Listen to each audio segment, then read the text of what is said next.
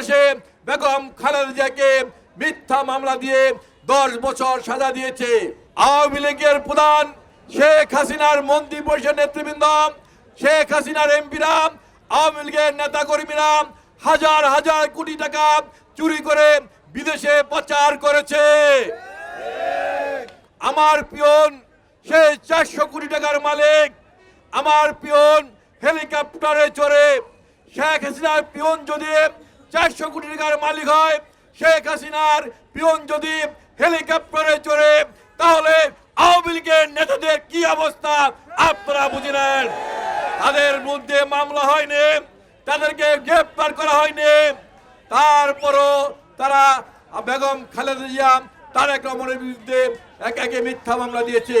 তারেক রহমানের বিরুদ্ধে গ্রেনেড হামলা মামলা দিয়েছে, তারেক রহমানের বিরুদ্ধে মানি লন্ডারিংয়ের মামলা দিয়েছে, তারেক রহমানের বিরুদ্ধে 10টা গচ্ছরের মামলা দিয়েছে, এমনি ভাবে বিভিন্ন মামলা দিয়েছে।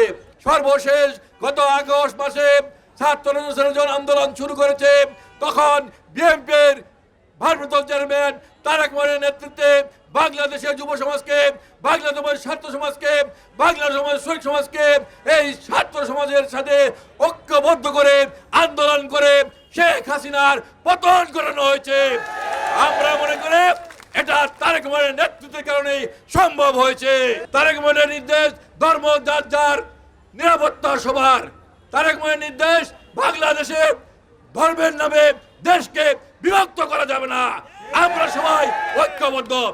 আজকে বলতে চাই, বাংলাদেশে যে ষড়যন্ত্র চলছে, বাংলাদেশের মধ্যে যে ষড়যন্ত্র চলছে, চক্রান্ত করছে মোদি এবং শেখ হাসিনা, আজকে বাংলাদেশের নিয়ে যে চক্রান্ত ষড়যন্ত্র করছে, আমরা তারেক রহমানের নেতৃত্বে বাংলাদেশের মানুষকে ঐক্যবদ্ধ করে সকল চক্রান্ত ষড়যন্ত্র প্রতিহত করবো।